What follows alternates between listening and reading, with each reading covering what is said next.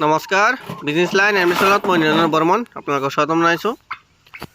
বহুতে টাৰ্কি চৰাই পালন কৰিব বিচাৰি আছে যে টাৰ্কি চৰাইৰ খৰচ কেনেকুৱা বা কিমান খাদ্য খায়, কিমান মাহত কিমানখিনি ওজন আহে ইয়াৰ। তো খাদ্য খৰচটো একেবাৰে কম, আমাৰ লোকেল কুকুৰা চৰাইৰ নিচিনা বাহিৰত এৰি দি পালন কৰিব পাৰিব। ইয়াৰ মানে ঘাঁহ বনটো বেছিকৈ খায়। বাকী প্ৰথম জিৰোৰ পৰা যদি পালন কৰে সৰু পোৱালি 2 মাহলৈকে সিহঁতক মানে ব্ৰইলাৰ দানা দিলে ভাল, গ্ৰোথটো অলপ সোনকালে আহে। 2 মাহ পিছৰ পৰা বাহিৰত এৰি দিলে ঘাঁহ বন এইবিলাক চব খাব।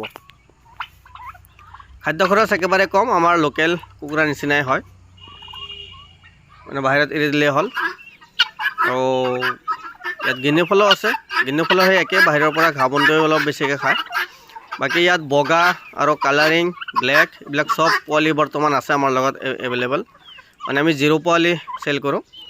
কাৰোবাক যদি ভেকচিন দিয়া পোৱালি লাগে আগতীয়াকৈ বুকিং কৰি থ'ব, আমি 1 মাহ পালন কৰিম, 3টা ভেকচিন দি তাৰপিছত চেল কৰিম। বাকী জিৰ' পোৱালি লাগিলে বুকিং কৰিব পাৰে, বা 1 মাহৰ পোৱালি লাগিলেও বুকিং কৰি থ'ব লাগিব, তেতিয়াহে আমি 1 মাহ ৰাখি তাৰপিছত দিব পাৰিম।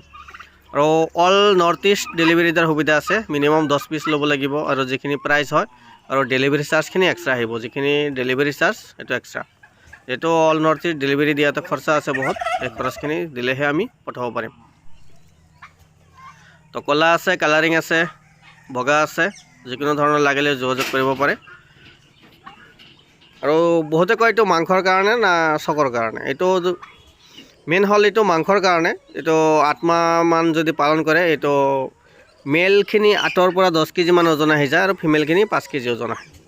ফিমেলৰ ওজনটো অলপ কমকৈ থাকে, আৰু মেলবিলাক 8ৰ পৰা 10 কেজি ওজন আহে 8 মাহত। 1 বছৰমান পুহিলে মেলবিলাক 15 কেজিলৈকে ওজন আহি যায় ইয়াৰ। তো যদি কাৰোবাক লাগে যোগাযোগ কৰিব, বুকিং কৰি থ'ব।